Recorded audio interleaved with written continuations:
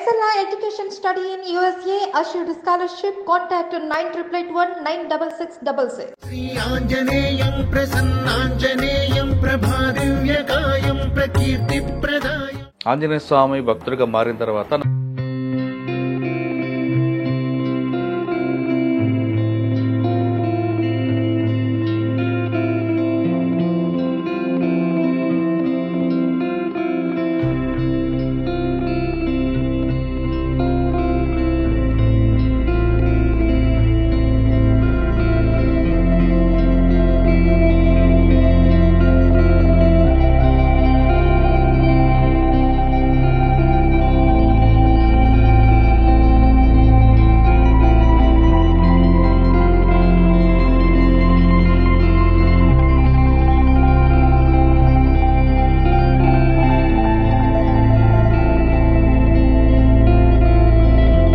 ఉంటారు. ఒకటి మన కంటికి కనబడే శత్రు, మనకు కనబడకుండా మనలో ఉన్న శత్రువు. వాళ్ళకన్నా వీళ్ళే డేంజర్ అనేది సుందరకాండలో మనకు ఒక సర్ది చెప్తాం. అటువంటి ఏమైనా ఎదురయ్యా? మనలో ఉన్న శత్రువు అనేటువంటి ఏంటంటే, మీరు నన్ను మామూలుగా అడిగారు స్వామివారి పరిచయం వల్ల మీకు ర్యాంక్ వచ్చిందా, ఇదే మీకు. సో ఇవన్నీ ర్యాంకులు ఇవన్నీ చాలా పెరిఫరల్ థింగ్స్ అండి. నేను నాలో ఉన్నటువంటి చాలా దుర్గుణాలను వదిలేశాను. అంతకుముందు ఉదయ్ కంటే కూడా ఇప్పుడున్నటువంటి ఉదయ్ చాలా చాలా రెట్లు బెటర్ మనిషి అనమాట. రోజు 12 గంటలు 14 గంటలు కష్టపడుతున్న సమయంలో సుందరకాండకి చదవడానికి కూడా మీకు టైం దొరికిందా? చదవడానికి టైం అనేటువంటిది మన యొక్క జీలతోటి, మన తృష్ణతోటి కేటాయించుకోవాలి. నేను ఎప్పుడు హనుమంతునికి వెళ్ళి నాకు ఆల్ ఇండియా ఫస్ట్ ర్యాంక్ ఇవ్వు, లేకపోతే నేను ఐఏఎస్ ఆంధ్ర క్యాడర్ ఇవ్వు, ఇటువంటి ఎప్పుడు నేను కోరలేదు తెలుసా. ఆ కృషి చేసే శక్తిని నాకు ఇవ్వండి, ఆ దృఢ నిశ్చయాన్ని నాకు ఇవ్వండి, ఎటువంటి సిచ్యువేషన్ అయినా దృఢంగా ఎదుర్కొనేటువంటి దీన్ని నాకు ఇవ్వండి. సివిల్స్ రాయాలంటే కష్టపడి చదివి రమ్మంటారా, లేదు కష్టంతో పాటు మీకు నచ్చిన దేవుడిని నమ్ముకొని చదవమంటారా, లేదు పూర్తిగా మీకు నచ్చిన దేవుడిని నమ్ముకోండి ఆయనే పాస్ చేస్తాడని అంటారు? ఏది ఏ సిద్ధాంతం 100కు 100% కరెక్ట్ కాదు. బ్యాలెన్సింగ్ అనేటువంటిది ఉండాలి. అన్ని అంశాల యొక్క మేల వింపే విజయానికి నాందే నాది.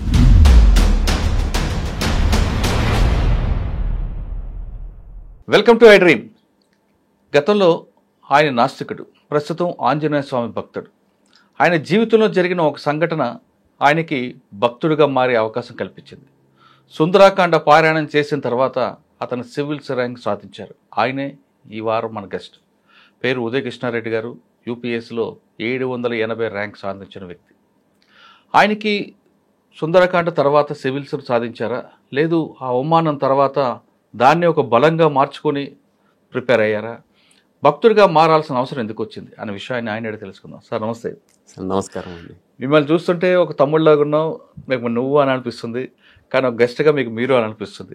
మీరు ఏ విధంగా కావాలో మీరు కోరుకుంటే ఆ విధంగా పిలుస్తారు. నేను ఎప్పుడు మీలాంటి పెద్దల దగ్గర అయితే తమ్ముడిలాగా ట్రీట్ చేయాలంటే, చిన్నవాడు కాబట్టి మీరు అంటే అది ఆశ తగ్గుతుందని భావిస్తారు కొంతమంది.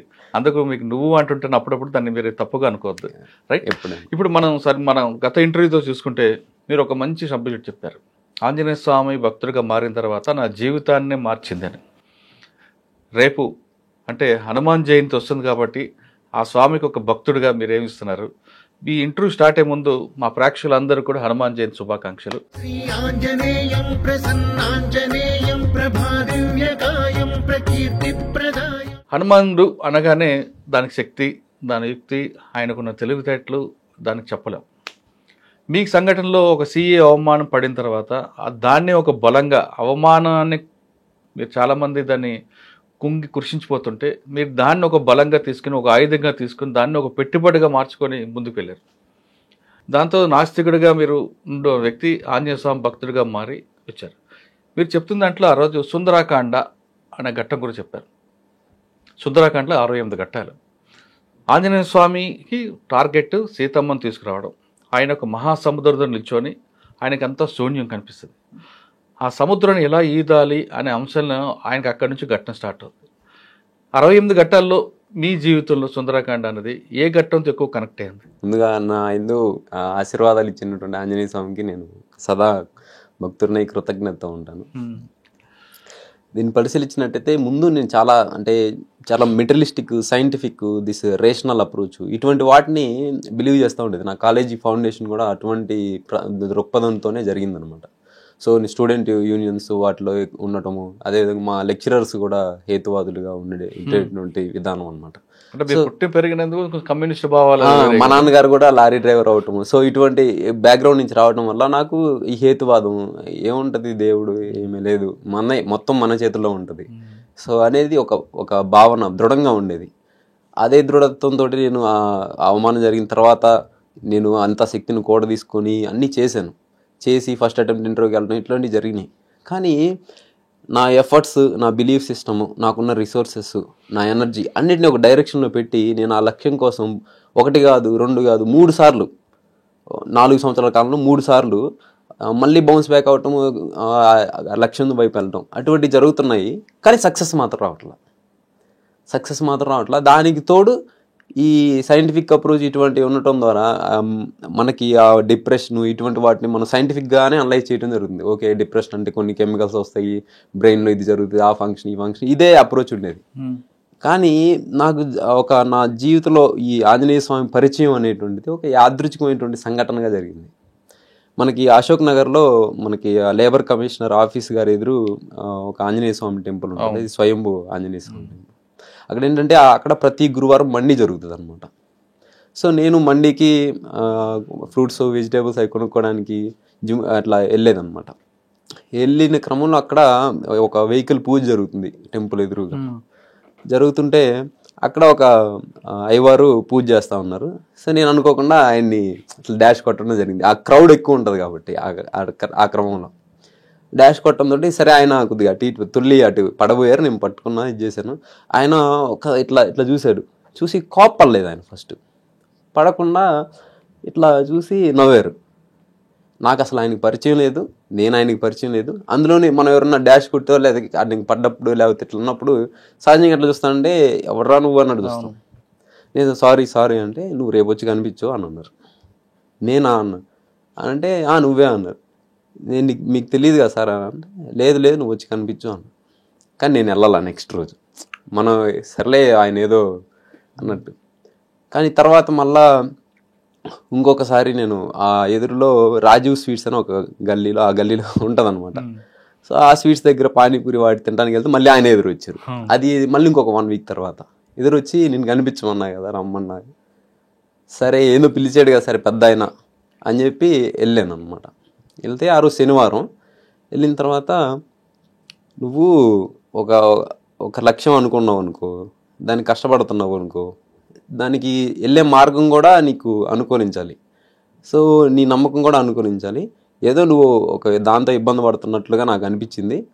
నీకు ఒకటి చెప్తా, ఇక్కడ హనుమాన్ టెంపుల్ ఉంది కదా, ఈ స్వామి అత్యంత దరిద్రులను కూడా ఆయన శరణు వేడి కోరినప్పుడు ముందుకి తీసుకెళ్ళడం జరిగింది అని చెప్పి అక్కడ అదే టెంపుల్లో రాజ్యలక్ష్మి మేడం గారిని ఒక ఆమె ఉండేవాళ్ళు. ఆమె ఏంటంటే వాస్తవంగా వాళ్ళ గోత్రం ప్రకారం వాళ్ళు రావణాసురుడికి సంబంధించినటువంటి గోత్రం అనమాట. ఆమె తర్వాత కాలంలో నాకు ఆమె స్టోరీ కూడా చెప్పారు. నేను ఇక్కడికి ఒక సింగిల్ పేరెంట్గా వచ్చి బాధతో చాలా దయనీయంగా నేను ఇక్కడికి వచ్చి స్వామిని శరణ వేడాను. నేను రామనాసుడు వంశానికి చెందినప్పటికి కూడా స్వామి నాకు ఆశీర్వదించి చేసేవాడు. సరే ఇవన్నీ చెప్తా ఉంటారు ఏంటంటే ఏదైనా అట్రాక్ట్ చేయడానికి మన సైంటిఫిక్ అప్రోచ్ ఉంది కదా. సో నేను రిలీజియన్ అయినా స్పిరిచువాలిటీ అయినా మనం సైంటిఫిక్ అప్రోచ్తో ఫాలో అవ్వాలి. ఇప్పుడు మనకి ఇంటర్నెట్ ఉందండి, ఇంటర్నెట్ మంచి జరుగుతుంది, మిస్యూజ్ చేస్తున్నారు. సో వెపన్స్ ఉన్నాయి, మనకి బాటర్లో సెక్యూరిటీ ఫోర్సెస్ ఉపయోగిస్తున్నాయి, టెర్రరిస్టులు ఉపయోగిస్తున్నాయి. సో రిలీజన్ కూడా అట్లా మిస్యూజ్ అయింది, మంచిలో కూడా యూజ్ ఉందన్నమాట. సో నేను ఆ డిస్క్రిప్షన్ నాకు ఉంది. సో నేను ఓకే మేడం అది ఇది అనుకుంటా ఉన్నా. సరే నువ్వు నీకు ఒకటి చెప్తాను, స్వామివారికి నువ్వు 41 రోజులు రోజు 58 ప్రదక్షిణలు చేయి, నువ్వే ఇబ్బంది అయితే పడుతున్నావో అది నీకు తీరుతుంది అని చెప్పాడు ఆయన. ఇన్ని ప్రదక్షిణలు ఎవరు చేస్తాడు, రోజు ఎవడొస్తాడు, అసలుకి టెంపుల్కి వారానికి 10 రోజులకి వెళ్ళటం ఒకటే ఇదే అని చెప్పేసి అనుకున్నా. సరే మళ్ళీ నేను అది ఓకే చెప్తా ఉంటారని చెప్పి తీసుకున్నా. సరే మళ్ళీ యాదృచ్ఛికంగా నాకు బాలాజీ దర్శన్ అని అశోక్ నగర్లో ఉంటుంది అనమాట, టిఫిన్ సెంటర్. అక్కడ కనిపించాడు ఆయన. కనిపించి ఏనన్నా చేస్తున్నావా అన్నారు. అని అంటే సరే ఈయన ఇన్నిసార్లు చెప్తున్నాడు, సరే ఒకసారి వెళ్ళి చేద్దాము అని చెప్పేసి నేను అక్కడికి వెళ్ళడం జరిగింది. మీరు నమ్మరు, ఆ ఒక్కరోజు చేద్దాంలే అన్నట్టుగా వెళ్ళాను. 41 రోజులు కంప్లీట్ అయింది. అంటే నాలో యాదృచ్ఛికంగా తెలియని నాలో ఒక తన్మయత్వం అనేటువంటిది అక్కడికి రావడం జరిగింది ఆ టెంపుల్లోకి వెళ్ళినప్పుడు. అదేవిధంగా 41 డేస్లో మనకి సైంటిఫిక్ అప్రోచ్ ఉంది కదా, ఓకే ఈ బిలీఫ్ సిస్టమ్ అంత తర్వాతలే పొద్దున్నే లేస్తున్నాం వెళ్తున్నాం, ఒక డిసిప్లిన్ ఏర్పడింది ఫస్ట్ ఆఫ్ ఆల్ అనేటువంటి ధోరణి ఉండేది. సో నేను ఆ 41 డేస్ కంప్లీట్ చేసుకున్న 2వ రోజు 3వ రోజు నేను సీసాట్ ఫెయిల్ అయ్యి ఇబ్బందుల్లో ఉన్నాను కదా. సో నేను ఎంత చేసిన ఎఫర్ట్స్ పెట్టినా అవ్వట్లా. అప్పుడు నాకు ఒక కాల్ వచ్చింది, ఫోన్ వచ్చి, నేను పలానా సునీల్ అండి, జేబీ కాలేజీ సుబ్రహ్మణ్య సార్ గారు మీ నెంబర్ ఇచ్చారు, నాకు గైడెన్స్ కావాలి, మీరు కూడా ప్రిపేర్ అవుతున్నారంట కదా, నేను ఎస్ఐ అని చెప్పి అన్నాడు. సరే అండి చెప్పండి అని అంటే, ఇట్లా మిమ్మల్ని కలుస్తాను అన్నాడు. అది ఇద్దరం కలిసిన తర్వాత అంతా నేను కావాల్సిన గైడెన్స్ చెప్పాను. అన్న మీరు ఎట్లా మీ అటెంప్ట్ ఏంటంటే ఇది సీసాట్ పోతుంది, ఎన్ని ఎఫర్ట్స్ పెట్టినా అని చెప్పినప్పుడు అప్పుడు ఆయన నాకు, నేను చెప్పాను కదా శ్రీనివాస్ సార్ గారు ప్లస్ కెరీర్ వీళ్ళు, ఈ మార్గాలన్నీ నాకు అప్పుడు చెప్పారు. సో అంటే యాదృచ్ఛికంగా నేను ఏదో ఒక మండీలో నుంచి వెళ్ళిన జర్నీ అది ఒక వ్యక్తి రూపంలో నాకు వచ్చి ఒక సొల్యూషన్ దగ్గరికి ఎండ్ అయింది. సో అప్పుడు నాకు ఆ థాట్ ప్రాసెస్లో okay there are some correlations in this universe, otherwise it would have not happy. Correct. అట్లా నాకు స్వామివారి పరిచయం అనేటువంటిది స్టార్ట్ అయింది. పరిచయం అయింది, ప్రదక్షిణ చేశారు, జై శ్రీరామ్ అన్నారా, జై హనుమాన్ అనుకుని తిరిగారా? యాక్చువల్గా స్వామివారికి జై హనుమాన్ అనే కంటే కూడా జై శ్రీరామ్ అనేటువంటి నామాన్ని పలికినట్టయితే ఆయన ఇంకా త్వరగా ప్రసన్నం అవుతారు. సో నేనైతే జై శ్రీరామ్ శ్రీరామ జై జై ఎవరు చేశారు అది నేను నాకు ఎప్పుడైతే పరిచయం అయిందో అప్పటి నుంచి నేను ప్రతిరోజు ఇంకా టెంపుల్కి వెళ్ళడం అనేటువంటిది స్టార్ట్ చేశాను. మా రూమ్ నుంచి ఒక 5 to 10 minutes డిస్టెన్స్లో ఉంటుంది. మనకు చెప్పాను కదా, నేను నా స్పిరిచువల్ గ్రోత్ కూడా మీకు physical growth, mental cognitive growth and spiritual growth, అప్పుడు నేను ఆ స్పిరిచువల్ గ్రోత్ యొక్క ఇంపార్టెన్స్ని ఫీల్ అయ్యాను. సో నేను అప్పటి నుంచి ఇంకా డిసిప్లిన్గా రోజు వెళ్ళటం అనేటువంటిది జరిగేది. జరుగుతున్న క్రమంలో ప్రిలిమ్స్ వచ్చింది, స్వామివారి పాదాల దగ్గర వేడుకొని వెళ్ళాను. మీరు నమ్మరు, యూపీఎస్సీ స్కోర్ నిన్నే రిలీజ్ చేసింది. ఈ సంవత్సరం పేపరు 2023 పేపరు అత్యంత కష్టమైన పేపరు, అది సీసాట్ కావచ్చు, జిఎస్ కావచ్చు. దాంట్లో జనరల్ కేటగిరీ కట్ ఆఫే 75 అరౌండ్ ఉంది, 75 మార్క్స్. ఈడబ్ల్యూఎస్ కేటగిరీ 68 మార్కులు ఉంది, నాకు ఈడబ్ల్యూఎస్ కేటగిరీ ఉంది. మీరు నమ్మరు, హనుమాన్ యొక్క ఆశీస్సులతోటి 106 మార్క్స్, నాకు అరౌండ్ 30 మార్క్స్ పైన వచ్చాయి కట్ ఆఫ్ కంటే. సీసాట్ ఎప్పుడు నాకు మ్యాథ్స్లో మీరు నంబర్ నేను చెప్తే 10th క్లాస్లో కూడా నేను మ్యాథ్స్ కొన్ని బట్టి వెళ్ళిపోయేవాడిని. అంటే మన సోషల్ సైన్స్ ఇవి చదువుతాం కదా, అంటే ఆ మ్యాథ్స్ అంత వీక్ ఉండేది. కొన్ని క్వశ్చన్స్ అట్లే పట్టేసి వెళ్ళి మళ్ళీ గుర్తు తెచ్చుకొని రాసేది, ప్లస్ మైనస్ కూడా పోకుండా. సో నేను అంత వీక్ ఉన్న మ్యాథ్స్ తర్వాత రీగెయిన్ అయ్యి స్ట్రెంగ్త్ బిల్డప్ చేసుకుని ఈ సంవత్సరం నా ఫ్రెండ్స్ కొంతమంది IIT Bombay, top most IIT in India, so దాంట్లో చదివిన వాళ్ళు కూడా సీసాట్లో ఫెయిల్ అయ్యారు. కానీ I easily got through with comfortable score 86 marks.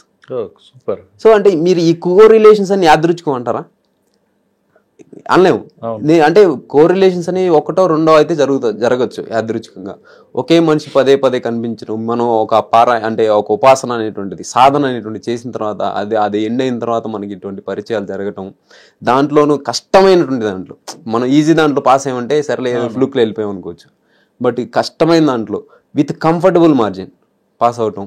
So ఇవన్నీ మనం కానీ చూసుకున్నట్లయితే ఖచ్చితంగా ఆ హనుమాన్ సాధారణంగా మీరు అన్నట్లుగా గ్రామీణ ప్రాంతాలు పుట్టి తెలుగు మీడియంలో చదివి ఈ స్థాయికి రావడం అనేది అంత ఆషామాషి వ్యవహారం కాదు. అంటే మీ కష్టానికి స్వామి ఆశీస్సులు ఉన్నాయి కాబట్టి మీరు ఈజీగా వచ్చినట్లు. అవును. సుందరకాండలో విషయం తీసుకుంటే, సుందరకాండలో 68 ఘట్టాల్లో మీకు ఏ ఘట్టం బాగా కనెక్ట్ అయింది? ఆయన చాలా విషయాలు చెప్తుంటారు. అవును. ఒక మనిషి ప్రయాణం వెళ్తున్నప్పుడు అందులో ఫెయిల్ అయితే నిరాశ చెందకుండా వెళ్ళమని ఒక ఘట్టం చెప్తుంది. ఫస్ట్ ఘట్టంలో సముద్రం దాటడం ఎలా అన్న విషయంలో ఒక ఘట్టం అర్థం చూపిస్తుంది. తర్వాత అక్కడికి వెళ్ళిన తర్వాత రాక్షసులు ఎదురైనప్పుడు ఆయనకి మించిన శక్తి ఉన్న వాళ్ళతో ఎలా యుద్ధం చేయాలని నేర్పుతుంది ఒక ఘట్టం. సీతమ్మను చూడకుండా మండోదరి చూసినప్పుడు, సీతమ్మ అనుకొని వెళ్ళినప్పుడు అక్కడ ఒక ఘట్టం, అక్కడ ఇలా రకరకాలు కనిపిస్తుంటాయి. మీకు బాగా ఈ లైఫ్లో మీ జర్నీలో మీకు బాగా కనెక్ట్ అయిన ఘట్టం? నేను ఈ 68 సర్గలు, ఘట్టాల కంటే కూడా సర్గలు అంటారు అట్లా. అవును. సో ఈ 68 సర్గల్ని నేను పారాయణ చేయడం జరిగింది. సో దాంతోపాటు హనుమాన్ కార్యసిద్ధి హోమంలో కూడా నేను పాల్గొనడం జరిగింది. అయితే ఈ 68 ఘట్టాల్లో సర్గల్లో కూడా నాకు మొట్టమొదటి సర్గ ఏదైతే ఉంటుందో అప్పుడు అది నాకు బాగా కనెక్ట్ అయింది. సముద్రం ముందు నిల్చొని స్వామి చూస్తుంటారు. అంటే అక్కడికి సైన్యం అనేటువంటిది అక్కడికి వెళ్ళినప్పుడు ఎవరు వెళ్ళాలి, ఈ సముద్రాన్ని ఎవరు దాటాలి క్వశ్చన్ వస్తుంది. వచ్చినప్పుడు మిగతా వానర సైన్యం లేకపోతే మంది మాగతులు అందరు ఉంటారు రాముడికి ఆ సైన్యంలో భాగంగా. లేదు మన హనుమంతుడు వెళ్తాడు అని చెప్పి అంటారు. ఆయనకి ఏంటంటే ఒక విధానం, ఒక శాపం అనేటు ఉంటుంది. ఆయనకున్న శక్తిని మర్చిపోతారు. సో ఆయన మళ్ళీ గుర్తు చేస్తే గుర్తొస్తాయి అనమాట. అనుకుంటాడు ఇంత పెద్ద సముద్రము ఎవరు దాటగలుగుతారు, నేను దాటగలుగుతానా ఇది అదిగా అని చెప్పి ఆయన సంశయంలో ఉంటాడు. సో ఇటువంటి సంశయాన్ని నేను ఎదుర్కోవటం అనేటువంటిది ఇప్పుడు రిజైన్ చేసిన తర్వాత ఎదుర్కొన్నారా? రిజైన్ చేసిన తర్వాత వచ్చాను, ఢిల్లీ వెళ్ళానని చెప్పాను కదా. అక్కడ నాకు కొన్ని టాపిక్స్ అర్థమవుతున్నాయి కొన్ని, కానీ నేను ఆ ఇంగ్లీష్ని నా ఫుల్లెస్ట్ ఎక్స్టెన్స్లో ఎక్స్ప్రెస్ చేయలేకపోతున్నా. అక్కడ మహాపత్ర గారని ఫస్ట్ సోషియాలజీ ఆప్షన్ తోటి కోచింగ్ తీసుకోవాలనుకున్నాను. డాక్టర్ మహాపత్ర గారి దగ్గరికి నేను ఇంగ్లీష్ ఒకటి రాసి తీసుకెళ్ళా. బట్ నాకున్న థాట్స్ అన్నీ వస్తున్నాయి, కానీ నేను అది రాయాలంటే ఆల్మోస్ట్ నేను 1 అవర్ తీసుకుంటున్నాను 2 పేజీలు రాయాలంటే. సో అక్కడేమో 3 గంటల్లో 50 పేజీలు రాయాలి. సో ఆయన నుండి ఇట్లా ఎంతసేపు రాసేవాను, 1 అవర్ రాసాను సార్. ఇది ఇట్లా అయితే కుదరదు, నువ్వు ఇంప్రూవ్ అవ్వాల్సిందే, నువ్వు పోటీ పడాల్సిందే. So there is no exception for this అని చెప్పాను. అప్పుడు నాకు ఏంటి ఇక్కడ అంతమంది వస్తున్నారు, వీళ్ళందరినీ ఎట్లా దాటగలను, తర్వాత ఇది చేయాలి అనేటువంటిది. దాని తర్వాత కూడా ఫస్ట్ అటెంప్ట్ సెకండ్ అటెంప్ట్ కంటే కూడా థర్డ్ అటెంప్ట్లో నేను సీసాట్ ఫెయిల్ అయిపోయి ఎప్పుడైతే నాకు 32 మార్క్స్ 34 మార్క్స్ వచ్చాయో అప్పుడు అసలు పూర్తిగా నిస్తేజానికి నైరాస్యానికి గురైపోయాను అనమాట. సో ఆ విధంగా గురైపోయిన తర్వాత అప్పుడు నేను ఈ సీసాట్ అనేటువంటి మహాసముద్రాన్ని దాటగలనా లేదా అనేటువంటి డౌట్ రావటం జరిగింది.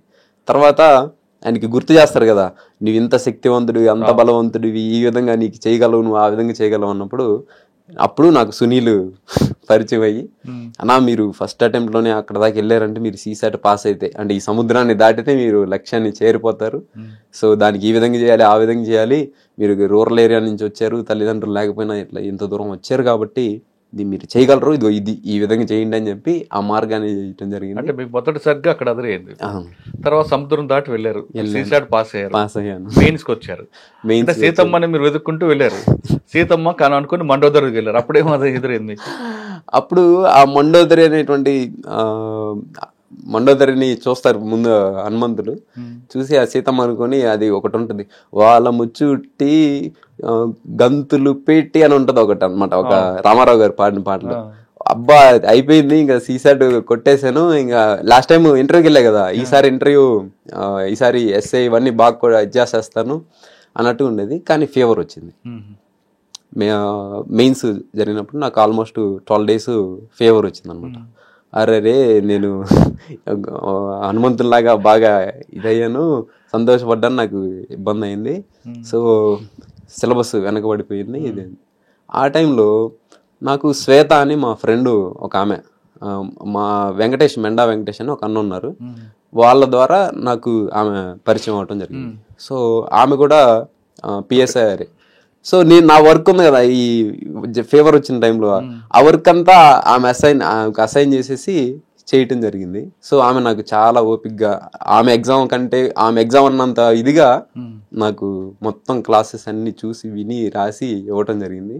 సో అంటే ఆ అమితమైనటువంటి ఆనందం ఏదైతుందో అది తగ్గిపోయి మళ్ళీ నార్మల్ స్థితికి రావటం జరిగింది అన్నమాట. ఓకే. తర్వాత లంకలో తిరుగుతుంటారు. ఆ లంకలో స్వామి ఏం చేస్తారంటే అన్ని తిరిగి రావణాసుడికి సంబంధించిన మందిరాలు, బంగారం అన్ని చూసినప్పుడే అనిపించింది. అవును, విశ్వకర్మ సృష్టించిన ఈ లంకా నగరాన్ని చూసి ఆయన మెస్మరైజ్ అయిపోతారు. సో ఆ విశ్వకర్మ సృష్టించినటువంటి ఈ నగరం అంతా ఈ విధంగా ఉంది, ఇక్కడికి వచ్చిన రాముడు కానీ లక్ష్మణుడు కానీ జయించలేరేమో అంటారు. తర్వాత నాకు మన తెలుగు మీడియం రాయటం కదా నేను, సో ఇంగ్లీష్ మీడియం వాళ్ళు ఫాస్ట్గా రాసేస్తారు. కానీ తెలుగు మీడియం వాళ్ళకి ప్రతి లెటర్కి మనం పెన్నుని లిఫ్ట్ చేయాల్సి ఉంటుంది. ఆ అని రాసామనుకోండి, ఆకి తర్వాత ఆంధ్ర రాస్తే మళ్ళీ దానికి, ప్రదేశ్ అని రాస్తే ప్రదేశ్కి, ఇట్లా ప్రతి దానికి వాళ్ళు కర్సివ్ రైటింగ్ రాసేస్తారు. ఇప్పుడు ఛాలెంజింగ్ ఏంటంటే 50 పేజీలని 3 అవర్స్లో రాయటం. అందులో నేను 2019 అటెంప్ట్లో 110 మార్కులు వదిలిపెట్టేసి వచ్చా. అదే నా ఫెయిల్యూర్కి ఒక రీజన్ 2019 అటెంప్ట్లో. సో ఇప్పుడు 50 పేజీలని 3 అవర్స్లో ఎలా రాయాలి? సో ఈ విశ్వకర్మ సృష్టించిన అంతరా సుందరమైనటువంటిదే సివిల్ సర్వీస్. సో ఈ బలోపేతమైన సుందరమైనటువంటి దీన్ని ఎలా జయించాలి? అప్పుడు శరత్ సారు నాకు ఒక టెక్నిక్ చెప్పారు. ఆయన పిలిచి ప్రీవియస్ టాపర్స్ ఉన్నారు, ఉమాహారతి గారు, ఇషితా కిషోర్ గారు, వీళ్ళు రాసినటువంటి ఇవి తీసుకున్నాను ఆన్సర్ కాపీస్. వాటిని తీసుకొని నేను మొత్తం కౌంట్ చేశా. ప్రతి క్వశ్చన్కి వాళ్ళు ఎన్ని వర్డ్స్ రాశారని కౌంట్ చేశాను. కౌంట్ చేసి ఆ కౌంట్లో వాళ్ళ మొత్తంలో వాళ్ళు 3000 అరౌండ్ వర్డ్స్ రాస్తున్నారు, 3200. ఉమాహారతి గారు 3300 వర్డ్స్ ఏమో రాస్తున్నారు. మీరు నంబరు 3800 వర్డ్స్ రాస్తున్నా 3 అవర్స్లో, కానీ క్వశ్చన్స్ వదిలిపెడుతున్నా. అంటే రాయాల్సిన దానికంటే కూడా అంటే నా సామర్థ్యం ఎక్కువ ఉంది, కానీ నేను దాన్ని సఫిషియెంట్గా ప్రాపర్గా ప్లానింగ్తో ఉపయోగించట్లా.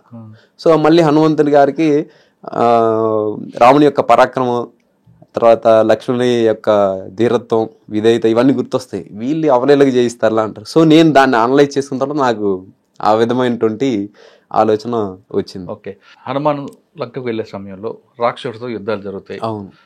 స్వామి ఒక దశలో చిన్న వైపే రాక్షసుని నోట్లోంచి వస్తాడు. అవును. అంటే ఒక దగ్గర తాటగా అవుతారు, తాటకతో యుద్ధం చేసేటప్పుడు ఆయన అందరిని మింగేస్తున్నాడు కాబట్టి ఆయన కోరిక తీర్చడానికి చిన్నగా వైపు లోపలికి వెళ్ళి మరి బయటకు వస్తాయి. ఆ ఘట్టంతో మీకు లింక్ ఉందా? ఆ ఘట్టంతో లింక్ అని అంటే మా నాన్నమ్మ గారు అండి. సో ఆమె ఏంటంటే అప్పటికి నేను ఇంటికి వెళ్ళేసి 7 months ఏమైంది. సో ఫోన్ చేసి దిగులు పడతా ఉన్నారు అనమాట. దిగులు పడతా ఉన్న క్రమంలో నాని అంటే నన్ను ఉదయ్ అంటారు ఇంటి దగ్గర, నాని అంటారు. రే నాని, నాకు దిగులుగా ఉంది, బాగలేదు, చిన్నవాడు ఉన్నాడు కానీ వాడు నన్ను పట్టించుకోవట్లేదు, అది ఇది అని చెప్పి నాకు ఫోన్ చేసి ఇంకా మొరపెట్టుకుంది. నాకేంటంటే కొద్దిగా మాకు చిన్నప్పటి నుంచి సాకిందే ఆమె. సో ఓకే, మనం ఇంత పెద్ద కార్యాన్ని తీసుకున్నాం, వెళ్తున్నాం, ఇచ్చేయాలి. సో ఎమోషనల్స్ అనేటువంటి ఒక తాటకిలాగా వస్తాయి. సో మనం ఏం చేయాలి?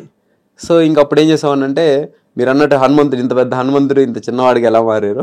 నేను ఆమెకి నాకు ఎంత ఫోకస్గా ఉన్నా, ఎంత బిజీగా ఉన్నా కానీ నేను డైలీ వీడియో కాల్ చేసి ఆమెతో మాట్లాడటం అనేటువంటిది స్టార్ట్ చేశాను. సో అంటే నేను ఇంతగా ఉన్నటువంటి ఇంత ఫోన్లోకి వెళ్ళిపోవడం జరిగింది. సో ఈ విధంగా ఇచ్చేయటం జరిగింది అన్నమాట. తర్వాత మండోదరం చూసి సీతమ్మ అనుకుంటారు, దానికి సంబంధం చెప్పారు మీరు. అదే చెట్టు మీద సీతమ్మ ఎక్కడ కూర్చున్నారో ఆ చెట్టు మీద రాముడు హనుమంతుడు ఉండి ఆయన పాటలు పాడుతున్నాడు, జై శ్రీరామ్ జై శ్రీరామ్. ఆమె గుర్తిస్తుంది సీత, ఈయన నా భర్త పేరు అని చెప్తున్నారు, ఈయన కూడా రావణాసురుడు భావిస్తాను. అటువంటి ఘట్టానికి సంబంధం చెప్పండి. అటువంటి ఘట్టాన్ని మనం చూసినట్లయితే అండి, నేను నా స్ట్రాంగ్ పాయింట్ ఎస్ఏ అండి. సో నా స్ట్రాంగ్ పాయింట్ ఎస్ఏ, కానీ నేను ఆ ఎస్ఏని రాసి ద విజన్ ఐఏఎస్ ఇటువంటి వాళ్ళ దగ్గర టెస్ట్ సిరీస్ జాయిన్ అయ్యి ఇచ్చినప్పుడు నాకు వాళ్ళ స్కోర్స్ అనేవి చాలా లో ఇచ్చారు. 60 marks 70 marks ఇచ్చారు, 2 ఎస్ఎస్ కలిపి. నాకు I was the one who scored 133 in previous attempt. Okay.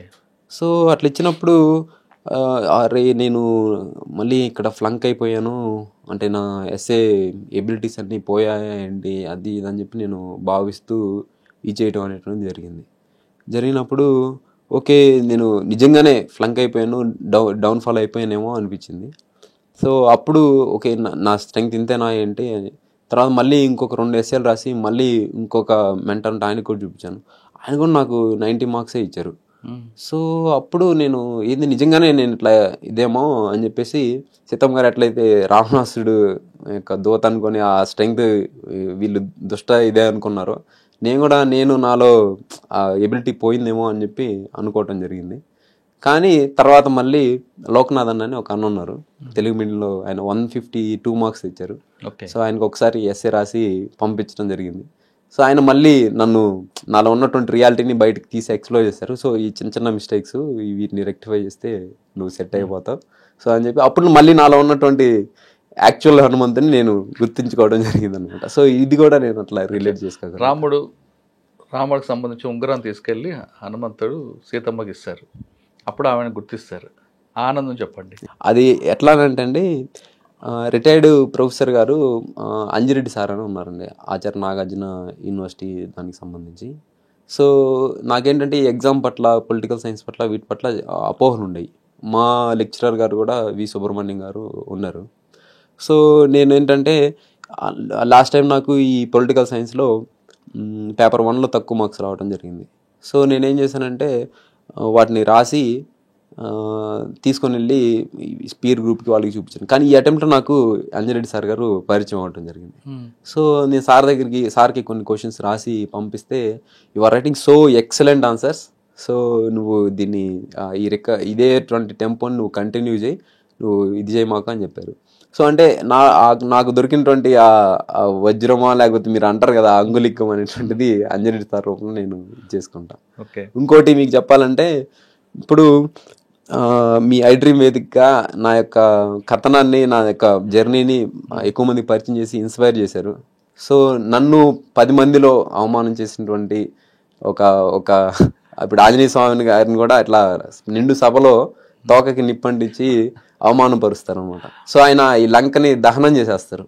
So అట్లా నన్ను కూడా అట్లా అవమానంకి గురైనటువంటి సందర్భంలో, సో నా సక్సెస్ అనేటువంటి మంటతోటి, జ్వలనంతో ఎవరైతే అవమానాలు వాటిని నాకు నా ఎందుకు కల్పించారో, సో నాలాగే యువత ఎవరైతే అవమానాలు ఎదుర్కొన్నారో వాళ్ళందరిలో ఒక స్ఫూర్తి అనేటువంటి జ్వలనాన్ని నేను రగిలించానని.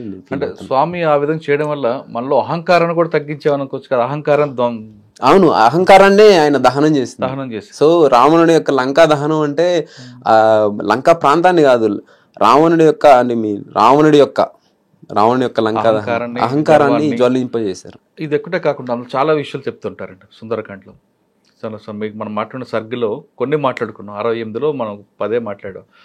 ఒక మనిషి ఒక సహనం కోల్పోకుండా ఒక లక్ష్యంగా దిశగా వెళ్తే ఎదుర్కొనే ఒడిదుడుకులు ఏ విధంగా ఎదుర్కోవాలి, అందులో భాగంగా మనకి ఎంతమంది శత్రువులు ఎదురవుతుంటారు, వాళ్ళని ఎలాగో నమ్మాలి, అన్నిటికన్నా మీకు 2 విషయాలు బాగా కనిపిస్తుంటుంది. శత్రువులు 2 రకాలు ఉంటారు. ఒకటి మన కంటికి కనబడే శత్రువు, మనకు కనబడకుండా మనలో ఉన్న శత్రువులు. వాళ్ళకన్నా వీళ్ళే డేంజర్ అనేది సుందరకాండలో మనకు ఒక సర్ది చెప్తాను. అటువంటి ఏమైనా ఎదురయ్యా? మనలో ఉన్న శత్రువు అనేటువంటిది ఏంటంటే డిసిప్లిన్ లేకపోవడం, అహంకారం, కోపం, రాగద్వేషం, మోహం, లోభం. తర్వాత వస్తే మనం యూత్ చూసినట్టే సెలిబసీని, మనం బ్రహ్మచర్యాన్ని పాటించలేము. యూత్కి ఉన్న బిగ్గెస్ట్ ఛాలెంజ్ ఇటువంటి. సో ఇటువంటి వాటన్నిటిని మీరు నన్ను మామూలుగా అడిగారు, స్వామివారి పరిచయం వల్ల మీకు ర్యాంక్ వచ్చిందా ఇదే అని చెప్పి. సో ఇవన్నీ ర్యాంకులు ఇవన్నీ చాలా పెరిఫరల్ థింగ్స్ అండి, చాలా చాలా చిన్న పెరిఫరల్ థింగ్స్. అన్నిటికంటే కూడా నేను నాలో ఉన్నటువంటి చాలా దుర్గుణాలను వదిలేశాను, చాలా ఇండిసిప్లిన్ అనేటువంటి వాటిని వదిలేశాను. నేను అంతకు ముందు ఉదయ్ కంటే కూడా ఇప్పుడున్నటువంటి ఉదయ్ చాలా చాలా రెట్లు బెటర్ మనిషి అనమాట. సో అది నాతో పరిచయం ఉన్నటువంటి వాళ్ళకి నాకు తెలుస్తుంది. సో నాతోటి ఒక 2-3 ఇయర్స్ అంటే ఒక 5 ఇయర్స్ నుంచి కొంతమంది కాంటాక్ట్లు లేరు. వాళ్ళు నాకు కాల్ చేసి, I have seen so much maturity and your thoughts and expressions, these all things అని చెప్పారు. సో అంటే ఆ మార్పుని తీసుకొచ్చారు. సో దైవం మానుష్య రూపేణ అంటారు. సో అలా నాలో ఉన్నటువంటి దైవత్వాన్ని నేను ఈ సుందరకాండ పారాయణం, హనుమంతుని యొక్క మార్గంలో వెళ్ళటం ద్వారా నేను ఆవిష్కృతం చేసుకోగలిగా. ఇవన్నీ చిన్న చిన్న థింగ్స్ అండి, మనం సాధించటం లేకపోతే రిజల్ట్స్ ఇంకోవటం చిన్న చిన్న థింగ్స్. కానీ మనం మనిషిగా మారటం అనేటువంటిది, ఇంకా మూర్తిమత్వాన్ని, మన పర్సనాలిటీని ఇంప్రూవ్ చేసుకోవడం అనేటువంటిది అల్టిమేట్ విజయం. 68 సర్గలో మీకు బాగా నచ్చింది, మీ మనసుకు హత్తుకుపోయిన ఒకటి చెప్పండి. ఒకే ఒక డైలాగ్ ఉంటుందండి. అంటే హనుమంతుడు ఇక్కడి నుంచి లంగనం తీసుకొని ఇక పైకి ఎగిరేటప్పుడు, వెళ్తున్నా వీలైతే సీతమ్మ మాత జాడని తీసుకొస్తా, లేకపోతే లంకను మొత్తమే తీసుకొస్తా అంటాడు. సో అది నాకు బాగా నచ్చుతుంది అన్నమాట. ఏ విధంగా అంటే, ఉద్యోగం వదిలిపెట్టాను, ఇంట్లో పేరెంట్స్ మా నాయనమ్మకి వాళ్ళకి తెలీదు. సో వెళ్తున్నా, వెళ్ళి ఏదో ఒక ప్రభుత్వ ఉద్యోగం కొట్టుకొని ఈ జాబ్ను వదిలేసుకొని పోయాను. సో ఇది కాకపోయినా నాకు ఇంకో జాబ్ బతకడానికి అయితే ఏదో ఒక మార్గం ఉంది, కానీ సివిల్స్ అనే లంకను మాత్రం లేపుకొని వస్తా అని చెప్పి అది బాగా కనెక్ట్ అయింది. సో సీతమ్మ మాత జాడనే కాదు, సో లంకనే నేను తీసుకొని వచ్చినంత ఆనందంగా ఇప్పుడు ఉంది. So correct. ఇంకా మీ ఇలాంటి వాళ్ళు కానిస్టేబుల్ కానీ అందరూ కూడా మిమ్మల్ని చూసి ఇంకా రెడీ అవుతున్నారు. సరే, మీరు సివిల్ సర్వీస్లో ఒక దేవుడిని నమ్ముకోకుండా మీరు కష్టపడి చదివారు. చాలా బుక్స్ ఉన్నాయి అందులో. మీరు ఆంథ్రోపాలజీగా తీసుకున్నారా? పొలిటికల్ సైన్స్ తీసుకున్నారు. కొంతమంది ఆంథ్రోపాలజీ, కొంత పబ్లిక్ అడ్మిషన్స్, రకరకాల ఆప్షన్ తీసుకుంటారు. ఆ బుక్స్ చదువుతూనే రోజుకి 12 గంటలు 14 గంటలు కష్టపడుతున్న సమయంలో సుందరకాండకి చదవడానికి కూడా మీకు టైం దొరికిందా? సుందరకాండ చదవడానికి టైం అనేటువంటిది మనం మన యొక్క జీలతోటి మన తృష్ణతోటి కేటాయించుకోవాలి. మీకు చూసినట్టయితే అంతకుముందు అటెంప్ట్స్ వరకు నాకు కాస్త డిప్రెషనో లేకపోతే బోర్ కొట్టడమో ఇటువంటి రిలాక్స్ అవ్వాలనుకున్నప్పుడు నేను ఏం చేసేదంటే కొన్ని మ్యూజిక్, తెలుగు మ్యూజిక్, కానీ కొన్ని వెస్ట్రన్ మ్యూజిక్స్లో జోకర్ బ్యాక్గ్రౌండ్ ఇటువంటి మ్యూజిక్స్ ఇటువంటి వాటిని వింటూ ఉండేది. సో రాక్ మ్యూజిక్ ఇటువంటి వింటూ ఉండేది. సో అవి వింటూ ఉన్నప్పుడు అదొక రకమైనటువంటి రిలీఫ్ ఉండేది. కానీ నేను ఒకటి చెప్తాను చూడండి, school children singing Hanuman Chalisa అని ఒకటి ఉంటుంది, యూట్యూబ్లో కొడితే వస్తుంది. అసలు అది వినండి, మీలో ఉన్నటువంటి డిప్రెషన్ కావచ్చు, యాంగ్జైటీ కావచ్చు, స్ట్రెస్ కావచ్చు పోయి అసలు ఎంతో మాధురమైనటువంటి మానసిక తన్మయత్వం వస్తుంది. దీన్ని ఒక రిలీజియస్ సాంగ్గా కూడా కాదు, ఒక మామూలుగా ఒక సాహిత్యంలాగా వినండి.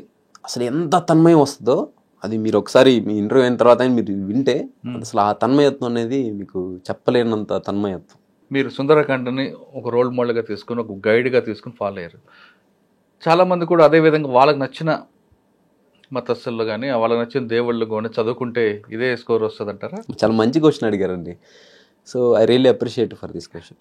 ఏంటంటే మతం అనేటువంటిది, రిలీజన్ అనేటువంటిది చాలా చిన్నదండి, సబ్సెట్. స్పిరిచువాలిటీ అనేటువంటిది చాలా పెద్దది. స్పిరిచువాలిటీ అనేటువంటిది ఏంటంటే మనలో మనం హార్మోనియస్గా, పీస్ఫుల్గా, కంపోజ్డ్గా ఉండటానికి, అదేవిధంగా మన ద్వారా సమాజం శాంతియుతంగా, కంపోజిట్గా ఉండటం అనేటువంటిది. సో ఆ సింక్రనైజేషన్ కోసం స్పిరిచువాలిటీ అండి. సో ఈ స్పిరిచువాలిటీ యొక్క లక్ష్యాన్ని మనం సాధించడానికి విభిన్నమైనటువంటి మార్గాలు. సో నేను ఒక మార్గం ఎంచుకున్నాను, మిగతా వాళ్ళు వాళ్ళ యొక్క మార్గాల్ని వాళ్ళని ఎంచుకొని ముందుకెళ్తూ ఉంటారు. అయితే నేను ఎప్పుడు హనుమంతుడికి వెళ్ళి నాకు ఆల్ ఇండియా ఫస్ట్ ర్యాంక్ ఇవ్వు, లేకపోతే నేను ఐఏఎస్ ఆంధ్ర క్యాడర్ ఇవ్వు, ఇటువంటి ఎప్పుడు నేను కోరలేదు తెలుసా. నేను వెళ్ళి ఒక లక్ష్యాన్ని పెట్టుకున్నాను, దీనికి నా శక్తుల నాకున్నటువంటి మెంటల్ ఎబిలిటీ కావచ్చు, ఫిజికల్ ఎబిలిటీస్ కావచ్చు, అన్ని ఎబిలిటీస్ పరంగా సంకల్పంతో పాటుగా నేను కృషి చేస్తాను. ఆ కృషి చేసే శక్తిని నాకు ఇవ్వండి, ఆ దృఢ నిశ్చయాన్ని నాకు ఇవ్వండి, నేను ఎటువంటి సిచ్యువేషన్ అయినా దృఢంగా ఎదుర్కొనేటువంటి దీన్ని నాకు ఇవ్వండి, ఆ బలాన్ని ఇవ్వండి, ఆ మనోనిబ్బరాన్ని ఇవ్వండి. సో దానికోసం అహర్నిశలు కృషి చేసేటువంటి ఆ పటుత్వాన్ని, ఆ యొక్క క్రమశిక్షణ నాకు ఇవ్వండి. సో ఇటువంటి వాటిని నేను కోరుకున్నా. సో అందుకనే నాకు ఈ హనుమంతుడు గారు నాకు ఇది చేయటం జరిగింది.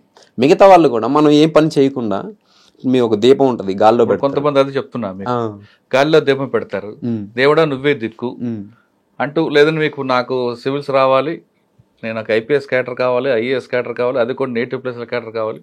ఒకవేళ నువ్వు ఆ విధంగా చేస్తే నీకు ఆకు తమలపాకు పూజ చేయిస్తాను, లేదా వడమాల చేయిస్తాను మొక్కునే భక్తులు కూడా ఉంటారు. అటువంటి వాళ్ళకి మీరు సమాధానం చెప్తారు. ఇప్పుడు మీరు అన్నట్టు కరెక్టే, ఆ దీపం అనేటువంటిది పెట్టాలి, దాన్ని వెలిగించి దాన్ని గాల్లో పెట్టి మనం మొక్కుంటే అవుతుందా అని. అది దేంట్లో అయినా ఇప్పుడు ఆ దీపం అనేది పెట్టడానికి ఒక వేదిక కావాలా, ఆ దీపం అనేటువంటిది తయారు చేయడానికి ఒక ప్రమిది కావాలా, దాంట్లో ఒత్తులు కావాలా, దాంట్లో నూనె కావాలా, అన్నిటికంటే ఇంపార్టెంట్ జ్వలనం. ప్రతి మనిషి లోపల ఉండేటువంటి ఒక జ్వలనం అనేది ఉంటుంది. సో ఆ జ్వలనాన్ని కూడా ఆ దీపానికి అంటించాలా. సో ఇన్ని ఆస్పెక్ట్స్ మనం చేయాల్సి ఉంటుంది. సో ఎన్ని ఆస్పెక్ట్స్ మనం చేస్తూ వాటిని మనస వాచ కర్మన బుద్ధితోటి, శరీరంతో, కాయంతో, చర్యలతోటి దాన్ని కనుక పూర్తి స్థాయిలో మనం నిస్వార్థంగా అంకిత భావంతో చేస్తూ మనం దాన్ని ఫుల్ఫిల్ చేస్తే అప్పుడు మిగతా అన్ని శక్తుల్ని, అవరోధాలని ఆ స్పిరిచువల్ పవర్ ఏదైతే ఉందో అది ప్రొటెక్ట్ చేసి మనల్ని ఆ దీపాన్ని నిలుపుతుంది. అట్లా చేయకుండా ఎక్కువ మంది జస్ట్ ఏదో ఒక దీపాన్నో లేకపోతే ఆర్టిఫిషియల్గా దాన్ని తీసుకొచ్చి అక్కడ పెట్టేసేసి నేను బుక్ తీసుకొని కూర్చొని నాలో కష్టపడే తత్వం లేకపోతే చదవటం అనేటువంటి జ్వలనం అనేటువంటిది లేకుండా నేను బుక్ తీసుకొచ్చి ఇక్కడ పెట్టేసేసి నేను సివిల్స్ అవుతానంటే అవుతారా? ఖచ్చితంగా అవ్వం. సో ఎప్పుడైతే థాట్, యాక్షను, మోటివ్ ఈ 3 ఆస్పెక్ట్స్ ఒక సింక్రనైజేషన్లో ఉంటాయో అప్పుడు మనలో ఉన్నటువంటి ఆ బర్నింగ్ డిజైర్ అనేటువంటిది నిరంతరం ఒక జ్వలించే కాగడాలాగా ప్రజ్వలిస్తూ ఉంటుంది. సో అప్పుడే అది లక్ష్యాన్ని సిద్ధింపజేసే విధంగా. అంటే స్వామికి మీరు ఏం కోరుకున్నారు కానీ ప్రతిఫలం ఆశించుకుని కోరుకున్నారు. ప్రతిఫలం అంటే లోక కళ్యాణాన్ని నేను కాంక్షించానండి. కానీ చాలా మంది కాదు, కొంతమంది స్వామి నాకు పని అయితే నీకు వడమాలు చేస్తాను, స్వామి పని అయితే నీకు తమలపాకు మాలు చేస్తాను మొక్కుంటారు. మీరు ఏం స్వామికి ఏమి ఇస్తాను మొక్కున్నారు? స్వామికి నేనేం మొక్కున్నా అంటే నన్ను నేను సమర్పించుకుంటాను. అంటే నా శరీరాన్ని కాకుండా నాలో ఉన్నటువంటి అన్ని రాగద్వేషాలు, అహంకారాలు వీటన్నిటి ఏవైతే ఉన్నాయో వీటిని సమర్పించేస్తాను, వాటిని త్యజించేస్తాను. రెండోది, నా వంతుగా నాలో ఉన్నటువంటి కణాన్ని నా సేవ అనేటువంటిది లోక కళ్యాణం కోసం నేను త్యాగం చేస్తాను. రెండోది. మూడోది, ధర్మస్థాపన అనేటువంటి దానికోసం నేను అహర్నిశలు ఎక్కడ రాజీ పడకుండా కృషి చేస్తాను అని చెప్పి నేను ఆయనకి మొక్కున్నాను. ఇప్పుడు ఈ ఆస్పెక్ట్లు చూసుకుంటే రెండండి. ఒకటి ధర్మం అనేటువంటి విషయానికి వస్తే స్వధర్మం. నాకు 2 రాజ్యాంగాలు ఉంటాయి. ఒకటి నా వృత్తి జీవితం, నా ఆధ్యాత్మిక జీవితం, వ్యక్తిగత జీవితంలోకి. సో నా వ్యక్తిగత జీవితంలో నాకు తీసుకున్నట్టయితే నాకు భగవద్గీత, సుందరకాండ అనేటువంటి నా రాజ్యాంగాలు నా వ్యక్తిగత జీవితంలో, నా ఆధ్యాత్మిక జీవితంలో తీసుకున్నట్లయితే. రెండోది నా వృత్తి జీవితం అనేటువంటిది. నా వృత్తి జీవితంలో తీసుకున్నట్లయితే నా భారత రాజ్యాంగం ఏదైతే ఉందో, భారత ప్రజలమైనటువంటి మేము ఈ రాజ్యాంగాన్ని మేము సమర్పించుకున్నాం. ఈ రాజ్యాంగం అనేటువంటిది నాకు మార్గదర్శి. సో ఈ రకమైనటువంటి రాజ్యాంగాల దిశానిర్దేశంతో మనం ముందుకు నడవడం అనేటువంటిది. అంటే భవిష్యత్తులో మీరు అనుకున్న పోస్ట్ వచ్చినప్పుడు మీరు చెప్పిన 2 రాజ్యాంగాలు 2 క్లబ్ చేస్తారా? అంటే భారత రాజ్యాంగం ప్రకారం జరిగింది వేరేగా ఉంటుంది, మీరు అనుకున్న రాజ్యాంగాల ప్రకారం దుష్ట శిక్షణ, శిక్షణ రక్షణ వస్తాయి. ఈ 2 ఎలకలు మీరు మేనేజ్ చేసుకుంటారు? అవునండి, చాలా మంచి క్వశ్చన్ అడిగారు. మీకు జేడి లక్ష్మీనారాయణ గారు ఒక మాట అంటారు, నీ వ్యక్తిగత జీవితం, నీ మతం అనేటువంటిది నీ గడప దగ్గర ఆగిపోవాలి. సో నీ కుటుంబం దగ్గర ఆగిపోవాలి. నీ గడప నుంచి బయటికి వెళ్ళినప్పుడు నీ రాజ్యాంగ విలువలు అనేటువంటివి నీకు రెక్కలవ్వాలి అనేటువంటిది ఆయన చెప్తారనమాట. సో అటువంటి పందాన్ని నేను అనుసరిస్తాను. కానీ మీరు చెప్పినట్టుగా కొన్ని కాంట్రాడిక్టరీ థింగ్స్ అనేటువంటివి వస్తాయి. సో ఈ కాంట్రాడిక్టరీ థింగ్స్ ఏమొస్తాయి అంటే, మీకు ఇందాక చెప్పాను, మతం అనేటువంటిది లేకపోతే స్పిరిచువల్ ఆస్పెక్ట్స్ అనేటువంటివి కొన్ని మిస్యూజ్ అవుతూ ఉంటాయి అనేటువంటిది. సో భారతదేశం అనేటువంటి కాంపోజిట్ సొసైటీ. సో నేను చెప్పినట్టు ప్రతి మనిషిలో దేవుడు ఉంటాడు కదా. సో ఆయన అనుసరించే ధర్మం కూడా వేరే ఉండొచ్చు, కానీ ఆ మనిషిలో దేవుడు ఉంటాడు. సో ఎప్పుడైతే ఈ కాంట్రాడిక్టరీ థింగ్స్ వస్తాయో నేను అల్టిమేట్గా మానవత్వం అనేటువంటి దానికే పెద్దపీట వేస్తానండి. ఎందుకంటే ప్రతి మనిషిలో దేవుడు ఉంటాడు. సో ఆ ఆస్పెక్ట్తో నేను సమన్వయం చేసుకుంటూ ముందుకెళ్ళిపోతాను. ఇప్పుడు మీ బ్యాచ్లో చాలామంది వచ్చారు, మీ ఫ్రెండ్స్ అందరు కూడా. ఇప్పుడు నెక్స్ట్ మీరు వచ్చే వాళ్ళకి సివిల్స్ రాయాలంటే కష్టపడి చదివి రమ్మంటారా, లేదు కష్టంతో పాటు మీకు నచ్చిన దేవుడిని నమ్ముకొని చదవమంటారా, లేదు పూర్తిగా మీకు నచ్చిన దేవుడిని నమ్ముకోండి ఆయనే పాస్ చేస్తాడని అంటారా? సో నేను దానికి ఇందాక ప్రీవియస్ ఇంటర్వ్యూలో కూడా ఒకసారి చెప్పానండి. ఇప్పుడు ఏ సిద్ధాంతం అయినా 100కి 100% నాదే కరెక్ట్ అన్నది అనుకోండి, ఖచ్చితంగా అది తప్పు అయి ఉంటుంది అనమాట. మీకు అర్థమైందా? ఏ సిద్ధాంతం 100కి 100% కరెక్ట్ కాదు. సో ప్రతి దాంట్లోనూ లోపాలు ఉంటాయి, ప్రతి దాంట్లో మెరిట్స్, డిమెరిట్స్ ఉంటాయి. సో మనం ఏయిజం కావచ్చు, క్యాపిటలిజం కావచ్చు, కమ్యూనలిజం కావచ్చు, మనం చెప్పి ఆర్జీవి గారు చెప్పే రామోయిజం కావచ్చు, లేకపోతే నిహిలిజం కావచ్చు, కాంటినిజం కావచ్చు. సో ఇటువంటి ఎన్నో ఇజాలు మన దేశంలో ఉన్నాయి, ఫ్యాసిజం, నాజిజం. సో ఇటువంటి ఈ ఇజాలు ఏవి కూడా 100కి 100% కరెక్ట్ కాదు. అదేవిధంగా సైన్స్ అనేటువంటిది ఉన్నది చూసారు, సైన్స్ అనేటువంటిది అది కూడా 100కి 100% నిజం కాదనమాట. So this is also subjected to errors and mistakes అనమాట.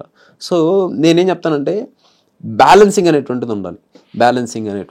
రెండింటి మధ్య సమన్వయం అనేటువంటిది ఉండాలి. ఎప్పుడైతే మనిషి మేధోపరంగా, శారీరక పరంగా, ఆధ్యాత్మిక పరంగా ఈ 3 ఆస్పెక్ట్స్ పరంగా అభివృద్ధి చెందుతూ ముందుకెళ్తాడో అప్పుడే అది పరిపూర్ణమైనటువంటి విజయంగా మీకు వస్తుంది. ఇప్పుడు ఉదాహరణకు ఒక ఆస్పెక్ట్ తీసుకోండి. మనకి థర్మోడైనమిక్స్ ఈ సైన్స్ ప్రకారమే మాట్లాడితే శక్తిని సృష్టించలేము, నాశనం చేయలేము అంటారు. సో మరి శక్తి సృష్టించలేము, నాశనం చేయలేము, కానీ శక్తి అనేటువంటిది ఎగ్జిస్టెన్స్లో ఉంది కదా. సో అది నేను దేవుడు అంటాను, సైంటిస్టులు హీట్ లేకపోతే థర్మోడైనమిక్స్ సంబంధించినటువంటి ఎనర్జీ అంటారు. సో ఈ విధంగా మనిషి ఒకే అప్రోచ్ని ఫాలో అయితే ఖచ్చితంగా పాస్ అవుతాడు, లేకపోతే ఇదే మార్గం అనేటువంటిది కరెక్ట్ కాదు. అన్ని అంశాల యొక్క మేల వింపే విజయానికి నాంది నా అభిప్రాయం. సార్ ఫైనల్గా చెప్పండి, ఇప్పుడు చాలామంది మిమ్మల్ని చూసిన తర్వాత మేము కూడా సాధించగలం సివిల్స్ అన్నది మీ స్టోరీ ఒక ఇంప్రెషన్ అవుతుంది. మిమ్మల్ని నమ్ముకొని చాలామంది కూడా ఉద్యోగాలు రాజీనామా చేసో లేదు ఉద్యోగాలు చేస్తూనే చదవాలనుకునే తెలుగు మీడియంలో కూడా పాస్ అయ్యి ఇంగ్లీష్ సాధించవచ్చు అనే వాళ్ళకి మీరు ఇచ్చే మెసేజ్ ఏంటి? సార్ నేను ఇచ్చేటువంటి మెసేజ్ ఏంటంటే మన బ్యాక్గ్రౌండ్ ఏదైనా కావచ్చు, మనకున్నటువంటి సామర్థ్యాలు ఏవైనా కావచ్చు, లేకుంటే మనకున్నటువంటి లక్ష్యాలు ఏదైనా కావచ్చు, సివిల్స్ అనే కాదు ఏదైనా, వాటిలో కీలకమైనటువంటి ఏంటంటే ఈ సృష్టిలో ప్రతీది మార్పుకి గురవుతూ ఉంటుంది. సో ఈ సృష్టిలో ఏది శాశ్వతం కాదు, ఒక మార్పు తప్ప అంటారు సో థింకర్స్ అనేటువంటి వాళ్ళు. సో ఇప్పుడు మీకు హానెస్ట్గా చెప్తున్నా, నా మీద నా గుండెల మీద చేసుకొని చెప్తున్నా, ఇప్పుడు మ్యాథమెటిక్స్లో బైలో కనుక ఎక్స్ బై వై ఉంటుంది, అది ఈక్వల్గా అవతలకి వెళ్తే ఇంటూలోకి వెళ్తుంది అంటారు. అది కూడా నాకు తెలియదు. నేను 10th క్లాస్ కంప్లీట్ చేసి లేకపోతే డిగ్రీలో సెకండ్ ఇయర్లో ఉండి సివిల్స్ చదవాలనేంత వరకు నాకు ఇక్కడ బైలో ఉన్నది అటు వెళ్తే ఇంటూలోకి వెళ్తుంది అనేది కూడా తెలియదు నాకు. నేను మళ్ళీ బుక్స్ తీసుకొని స్టార్ట్ చేసి చూసారు, అప్పుడు నేను అది నేర్చుకోవడం జరిగింది. సో మనం కృషి, పట్టుదల, దానికి సంబంధించినటువంటి సరైన ప్రణాళిక, ప్లస్ మనకి ఈ విశ్వంలో ఉన్నటువంటి అన్ని శక్తుల్ని ఏకం చేసుకొని మన లక్ష్యం దిశగా దాన్ని డైరెక్ట్ చేసుకునేటువంటి శక్తి సామర్థ్యాలు, వీటన్నిటిని కనుక మనం మేళవించుకొని ముందుకు సాగగలిగితే ఏబిసిడీలు ఇప్పుడు నా దగ్గరికి తీసుకురండి. ఇప్పుడు కనుక ఒక కష్టపడేటువంటి వ్యక్తి ఉండి ఏజ్ ఉండి ఏబిసిడీలు రాకపోయినా నేను 5 నుంచి 6 సంవత్సరాల్లో వాళ్ళని ఖచ్చితంగా ప్రభుత్వ ఉద్యోగిగా చేయగలుగుతాను. సో అంటే ఆ మార్పుకి మనం సాధ్యం అనమాట. మనం కృషి చేయాలి. కృషి, పట్టుదల, ప్రణాళిక, ఈ 3 ఉండాలి. దానికి తోడు దైవాశీస్సులు, అది ఎసెన్షియల్ ఫ్యాక్టర్. సార్ మీరు చాలామందికి ఒక మంచి మెసేజ్ ఇచ్చారు, అంటే కష్టపడండి, పట్టుదల ఉంచండి, లక్ష్యంగా వెళ్ళండి అని. అంటే ఇప్పుడు సివిల్ సాధించాలన్నా లేదా మనం అనుకున్న లక్ష్యం సాధించాలంటే ఖచ్చితంగా వాళ్ళకి నచ్చిన దేవుడికి భక్తుడిగా మారాలా, లేదు వాళ్ళు చదువుకుంటే తర్వాత గాడ్ గ్రేస్ అని అంటారా? గాడ్ గ్రేస్ అవసరం లేదు, మనం చదువుకుంటే చాలు అంటారు. సార్ దీనికి నేను ఏం చెప్తానంటే, ఇప్పుడు అంటే సోకాల్డ్ మిగతా సైంటిస్టులు కావచ్చు, ఎవరైనా కావచ్చు, సో ఎప్పుడైతే వాళ్ళు ఇప్పుడు మనం ఉదాహరణ తీసుకున్నట్లయితే ఇస్రో సైంటిస్టులు ఉన్నారండి.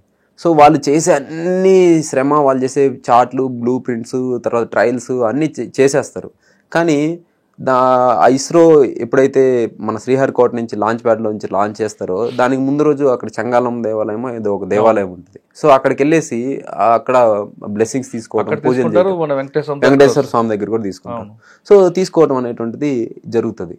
సో అంటే ఎందుకండి ఎంత అంతరిక్షంలో వెళ్ళడానికి కనిపెట్టే ఇస్రో వార్తలు కూడా అంత నాలెడ్జ్ ఉన్న వాళ్ళు కూడా కొబ్బరికాయ కొట్టి పంపిస్తారు, అవును, అమ్మవారికి చూపిస్తారు. అవును. సో అది బిలీఫ్ సిస్టమ్ అనేటువంటిది మనిషికి చాలా ఇంపార్టెంట్ అండి. ఆ బిలీఫ్ సిస్టమ్ అనేటువంటిది మనకి తెలియనటువంటి సమ్ అదర్ నేచురల్ ఫోర్సెస్. ఇప్పుడు మనం మన స్పేస్లో నాట్ ఈవెన్ 1% మనం ఎక్స్ప్లోర్ చేయాల. సో నాట్ ఈవెన్ 1% ఎక్స్ప్లోర్ చేయాల. సో ఇంకా స్పేస్లో ఉన్నటువంటి ఎనర్జీని మనం రియలైజ్ అవ్వలేదు యాక్చువల్గా. సో అటువంటి మనకు తెలియనటువంటి ఎనర్జీ ఫోర్సెస్ అనేటువంటి ఖచ్చితంగా ఎగ్జిస్టెన్స్లో ఉన్నాయి. సో వాటిని వాళ్ళు ఆ దిశగా విజయానికి డైరెక్ట్ చేయాలని చెప్పి అనుకున్నాను. మీరు ఇంకొక ఎగ్జాంపుల్ కూడా ఉంటుంది. ఎలాన్ మస్క్ తెలుసు కండి, స్పేస్ ఎక్స్ చేశారు, టెస్లా. సో ఆయన చాలా రేషనలిస్టు, సైంటిఫిక్ అప్రోచ్ ఉంటారు. కానీ ఎప్పుడైతే స్పేస్ ఎక్స్ వాళ్ళది హ్యూమన్ స్పేస్ ఫ్లైట్ ప్రాజెక్ట్ అనేటువంటిది లాంచ్ అయ్యి మళ్ళీ స్పేస్లోకి రీఎంట్రీ అనేటువంటిది జరుగుతుందో ఆ టైంలో ఆయనకి తెలియకుండా ఎంత రేషనలిస్ట్ అయినా, ఎంత సైంటిఫిక్ క్యాలిక్యులేషన్స్ ఉన్నటువంటి వ్యక్తి అయినప్పటికీ కూడా దేవుడా ఈ ఒక్కసారికి దీన్ని దీన్ని సక్సెస్ చెయ్యి అనేటువంటి ఆ ఇన్స్టింక్ట్ బయటకు వచ్చింది. మీకు ఎంత ఇదైనా కానీ ఆ లోపల నుంచి సమ్ అదర్ నేచురల్ ఫోర్సెస్ కూడా మనకి అకామిడేట్ చేస్తున్నాయి అనేటువంటి ఇన్స్టింక్ట్, నేచురల్ ఇన్స్టింక్ట్ అది. సో ఆయనే మళ్ళీ నేను బిలీవర్ అది ఇది అని చెప్పలా. సో దేవుడు ఈ ఒక్కసారికి దీన్ని సక్సెస్ చెయ్యి అనేటువంటి ఇన్స్టింక్ట్ ఉంది. సో ఆ ఇన్స్టింక్ట్ అనేటువంటిది ఎక్కడి నుంచి వస్తుందండి? మన చుట్టూ ఉన్నటువంటి ఆ ఎనర్జీ ఫామ్ నుంచే రావటం అనేటువంటి జరుగుతుంది.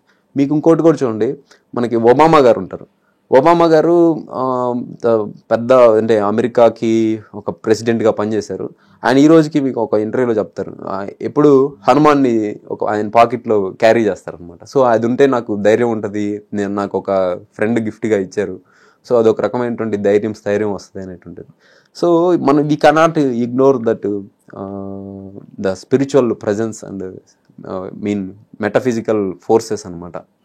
సో మీ ఇంటర్వ్యూ చూసిన తర్వాత చాలామంది మీరు హనుమాన్ భక్తుడని మీరు హనుమాన్ భక్తులుగా మారడానికి ఒక ప్రాజెక్ట్ తీసుకున్నారని, ఒక కంకణం కట్టుకున్నారని అనే వాళ్ళకి మీరు ఇచ్చే మెసేజ్ ఏంటి? మంచిదండి. మనం ఏ పని చేస్తున్నా కానీ రెండు ఉంటాయి పబ్లిక్ లైఫ్ లో. దేవుళ్ళు కూడా ఉన్నాయి కదండి, మిగతా దేవుళ్ళు సంఘాలు ఉన్నాయి కాబట్టి కేవలం హనుమంతుడినే ప్రాజెక్ట్ చేస్తున్నారు అని మిగతా భక్తులు మిగతా వాళ్ళు కూడా హనుమంతుడు చాలీసా చేయాలి, హనుమంతుడు భక్తుగా మారిపోవాలి అని ఉదయకృష్ణ ప్రాజెక్ట్ చేస్తున్నారు అనే వాళ్ళకి మీరు చెప్పారు. అవును, కరెక్ట్ క్వశ్చన్ అడిగారు. మనం పబ్లిక్ లైఫ్ లో మన ఒపీనియన్ ఒక దాన్ని ఎక్స్ప్రెస్ చేస్తున్నప్పుడు మనం ఏదైతే మన ఒపీనియన్ ఎక్స్ప్రెస్ చేస్తామో దాన్ని అప్రిషియేట్ చేసే వాళ్ళని మనం తీసుకోగలగాలి, క్రిటిసైజ్ చేసే వాళ్ళని తీసుకోగలగాలి. That is what public life and మనం మీరు దానికి చెప్తున్నా అండి. సో కేవలం హనుమంతుడనే నేను చెప్పను, ఒక బిలీఫ్ ఏదైతే ఉందో. ఇప్పుడు మనకి ఈ ఎనర్జీ అనేటువంటిది ఇప్పుడు సన్ నుంచి ఫోటాన్స్ రూపంలో మన దగ్గరికి ఎనర్జీ అనేటువంటిది వస్తుంది. సో మనం ఈ ఫోటాన్స్, ఈ కాన్సెప్ట్స్ అన్ని తెలియక ముందు మనం సూర్యదేవుని ఆరాధించాం, సో మన ప్రకృతిని ఆరాధించాం. సో అంటే వీటన్నిటిని కూడా మనం కృతజ్ఞత భావంతో ఉన్నాం. ప్లస్ మనం చూస్తామండి, మొబైల్ ఉంటుంది, లేకుంటే రేడియో ఉంటుంది. రేడియోలో మనం 98.4 లేదు 98.3 FM ట్యూన్ అవ్వండి అంటారు. అంటే వాళ్ళు రిలీజ్ చేసేటువంటి బ్రాడ్కాస్ట్ చేసేటువంటి ఫ్రీక్వెన్సీకి మనం ట్యూన్ అయితే ఆ ఎనర్జీ ఈ ఎనర్జీ మిక్స్ అయ్యి మనకి సిగ్నల్స్ అనేటువంటివి వచ్చి ఆడియో వీడియో విజువల్స్ అనేటువంటివి వస్తాయి. సో అదేవిధంగా ప్రతి మనిషికి ఒక ఫ్రీక్వెన్సీ ఉంటుంది. యాజ్ సైంటిఫిక్ ఆస్పెక్ట్గా కూడా మనకు ఒక ఫ్రీక్వెన్సీ ఉంటుంది ప్రతి మనిషికి. సో ఆ ఫ్రీక్వెన్సీ మనకి ఏదైతే ఎనర్జీ ఫామ్ తోటి మనం మ్యాచ్ అవుతామో, సో అది గాడ్ అవ్వచ్చు, లేకపోతే స్పిరిచువల్ బీయింగ్ అవ్వచ్చు, లేకపోతే సెల్ఫ్ బిలీఫ్ అవ్వచ్చు, ఏదైనా. సో ఆ స్పిరిచువల్ ఎనర్జీ తోటి మనం సింక్ అయినప్పుడు ఆ ఎనర్జీ ట్రాన్సిషన్ అనేటువంటిది జరుగుతుంది. కొంతమంది హేతువాదులు ఉంటారు, దేవుడు లేరు అని అంటారు. సో వాళ్ళ లైఫ్స్ కూడా బాగున్నాయి, కానీ వాళ్ళు ఏ రకమైనటువంటి విధానం వల్ల బాగున్నారు? సో వాళ్ళే నమ్మారు, తన మనిషిలో ఉన్నటువంటి శక్తుల్ని యుక్తుల్ని నమ్మి వాళ్ళు ఆ ఫ్రీక్వెన్సీతో ముందు వర్క్ చేసుకుంటూ ముందుకెళ్ళారు.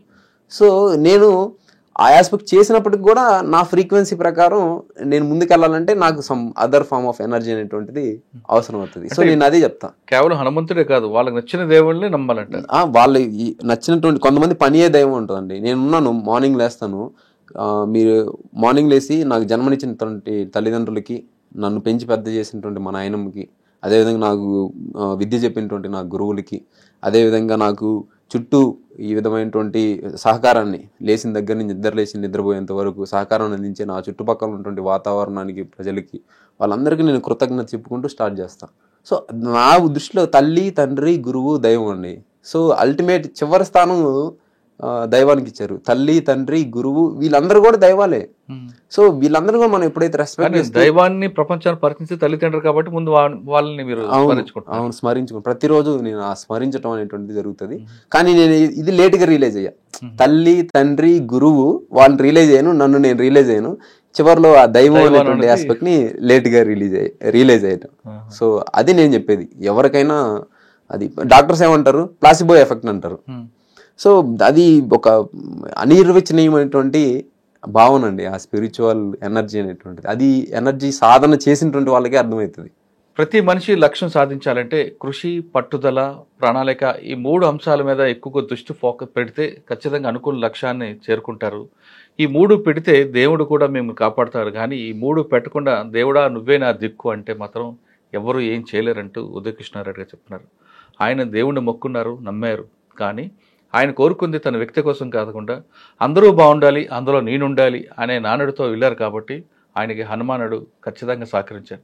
సుందరాకాండకి అతను సాధించిన సివిల్ ర్యాంక్కి 2 సింక్ అయ్యాయి. కాబట్టి ఆయన సుందరాకాండ చదివి అదే రోజు పారాయణ పూర్తయిన రోజే ఆయనకి ర్యాంక్ వచ్చింది. ఇది ఉదయకృష్ణారెడ్డి గారితో ఎక్సలెంట్. మరో అంశాలు మళ్ళీ కలుద్దాం. అంతవరకు నమస్తే. థ్యాంక్ యూ అండి. నమస్తే అందరికీ. హనుమాన్ జయంతి శుభాకాంక్షలు. జై హనుమాన్, జై శ్రీరామ్. జై శ్రీరామ్.